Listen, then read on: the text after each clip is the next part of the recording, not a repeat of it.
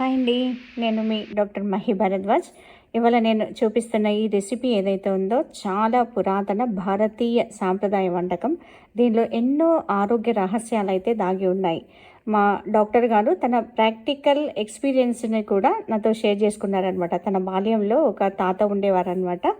ఆయన ఒక 65 సంవత్సరాల వయసులో వాళ్ళ భార్య చనిపోయిందనమాట. తను 115 సంవత్సరాలు ఎలాంటి అనారోగ్య సమస్యలు లేకుండా హెల్తీగా ఉండి చనిపోయారనమాట. ఆయన తీసుకున్న భోజనం ఏంటి అంటే ఓన్లీ ఇది చద్దన్నం అంటారు దీన్ని. ఇది తీసుకున్నాడు. ఆయన చాలా హెల్తీగా ఉన్నాడని చెప్పేసి మా డాక్టర్ గారు చెప్పడం జరిగింది. కానీ నిజానికి దీనిలో ఉన్న ఆరోగ్య రహస్యం చాలా అద్భుతంగా ఉంటుంది. దీన్ని ఎలా తయారు చేయాలి అని అంటే, మన రాత్రి అన్నం వండుకోవాలా. దాన్ని లూజ్ చేసేసి దాంట్లో మనము మిల్క్ను వాటర్ని పోసేయాలన్నమాట. మిల్క్ ఏమో ఒక 60%, వాటర్ ఏమో 40%. ఈ రేషియోలో ఆ అన్నంలో అయితే వీటిని పోసేయాల.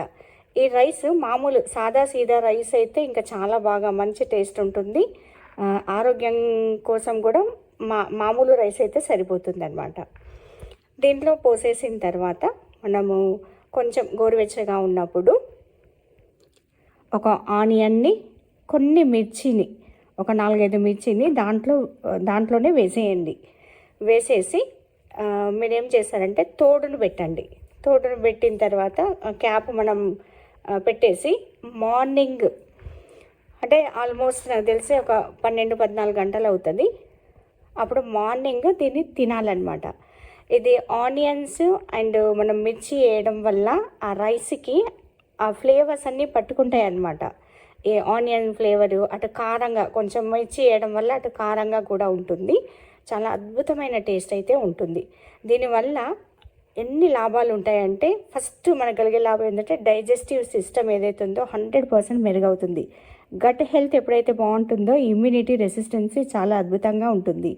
గ్యాస్ ట్రబుల్ కానీ కాన్స్టిపేషన్ కానీ ఉండదు. దీంతో మంచి నిద్ర ఉంటుంది. ఇన్ఫెక్షన్స్ నుంచి కాపాడుతుంది. మామూలుగా మీరు దోశ, ఇడ్లీకి బదులు మార్నింగ్ దీన్నే అల్పాహారంగా తీసుకున్నట్టయితే అద్భుతమైన రిజల్ట్